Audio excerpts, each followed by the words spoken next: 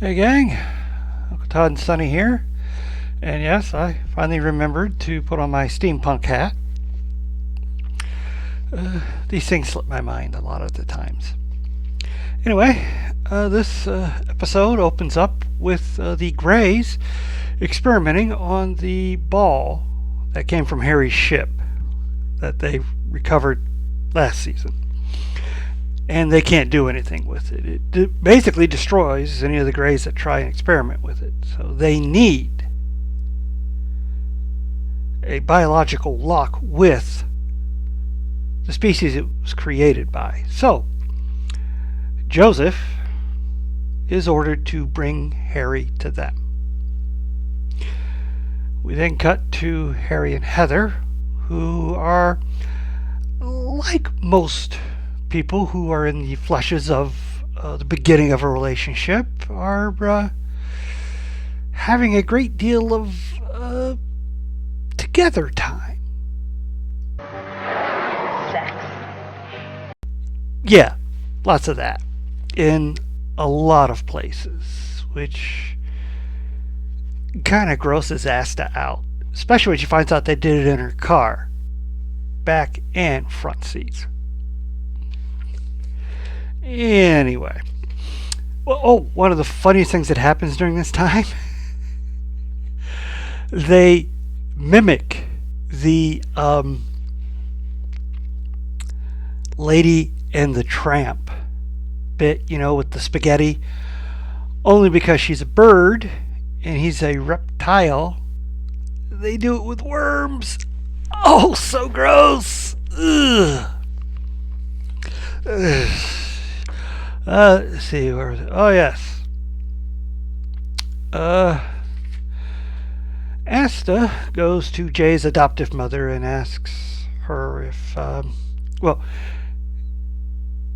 last time Jay had asked if she was having trouble with her mom, and she was asking Asta if she could stay with her as her biological mom.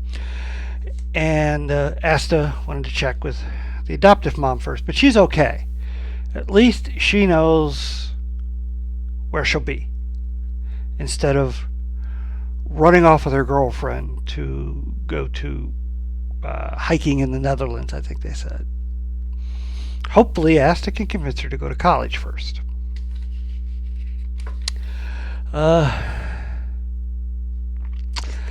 Meanwhile, Mike and Liv, Sheriff Mike and Liv, Deputy Liv, are going through the notebook, and they found this very weird chemical formula.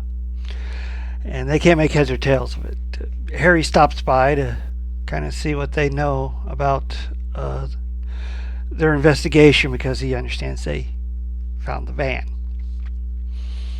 And they show him the formula, which he does recognize, but says he doesn't. It's something the Greys make. It's some kind of compound. He memorizes it and then starts collecting the necessary compounds to make this formula. One of which has to be swiped from the Grey ship that the government has. In fact, most of he just makes a supply run to their labs, which kind of ticks off General Wright. Although we do learn that the work on the Darwin project is going ahead, and although the alien tracker is brain dead, technically, by plugging into his brain, they find that the eyepiece on the suit can recognize aliens in their true form. Then we cut to dinner, where Harry and Heather kind of boss their way into Asta and Darcy having a dinner for them, which unfortunately Darcy, without thinking about it, cooked a chicken.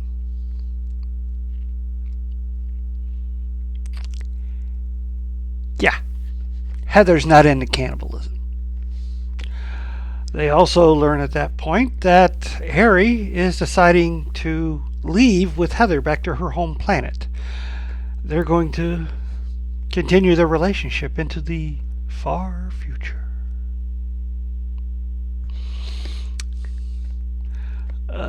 They also let slip that Ben is being abducted regularly. But it's okay. They bring him back. Well, now Darcy and Asta are in a quandary. Do they tell Ben? Do they not? And in order to save the Earth, they've got to break up Heather and Harry, which they tried to do by telling her a bunch of actually true stories about Harry. But Harry's already told her these things, and from his point of view and Heather's, he's perfectly fine. But he's upset with those two. Liv, meanwhile, is getting more harassment about her UFO beliefs, and so she tells Sheriff Mike she is not going to be participating anymore. She can't. She just gets people killed, like the alien tracker. If he'd never come there because she asked him to, he'd have still be alive.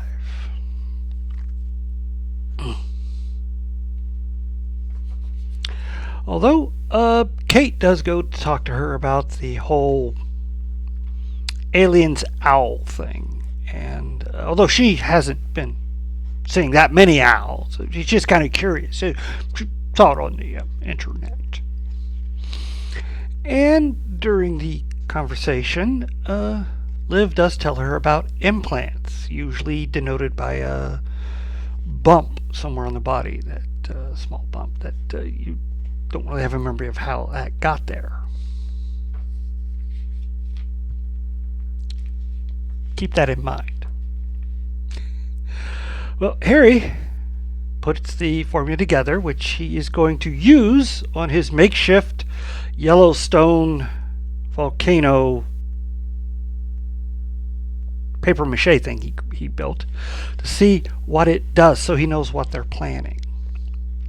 Max, of course, stops by, sees this, and when Harry and Heather go off to the bedroom after kicking him out, he sneaks back in, steals the formula and the volcano for his science fair project, because he's lazy. He originally was going to bring in a moldy loaf of bread, but his parents threw it out and said no, he has to build his own. When Harry finds this out, he rushes to the school, but he's too late to stop Max from pouring the formula into the makeshift volcano. So he pulls a fire alarm, which causes everyone to leave, and Harry mentions to Kate Max stole it from him, which of course when she tells Ben, they both have had the same reaction. Of course he did. Well, with everyone out of the school, Harry goes to see what it does. It makes a lot of smoke, but it also changes the gravity in the area where the smoke was. That's what they're planning to do, to destroy humanity, because they can't survive for long periods of time in Earth's gravity. So they're going to change the gravity, which will cause all the people to just float off. Easy peasy. And sadly,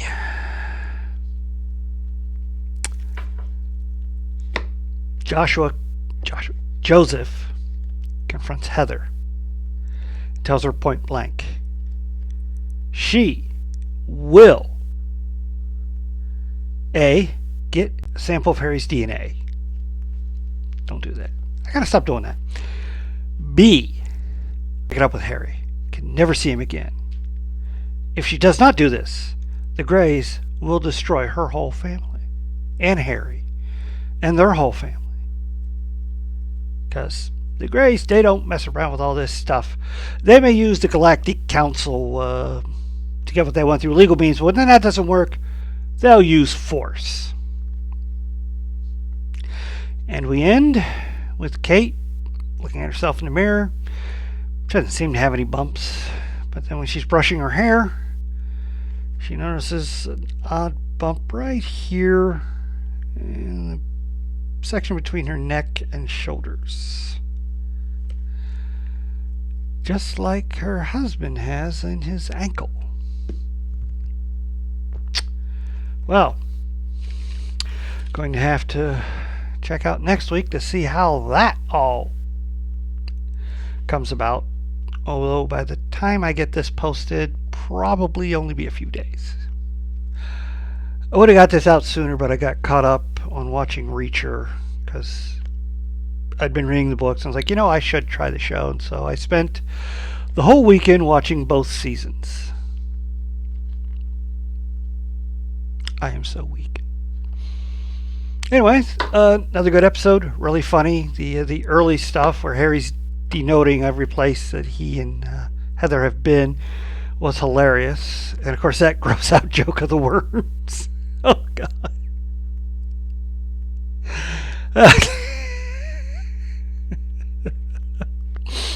Anyways, please like, share, subscribe, and I'll see you next time.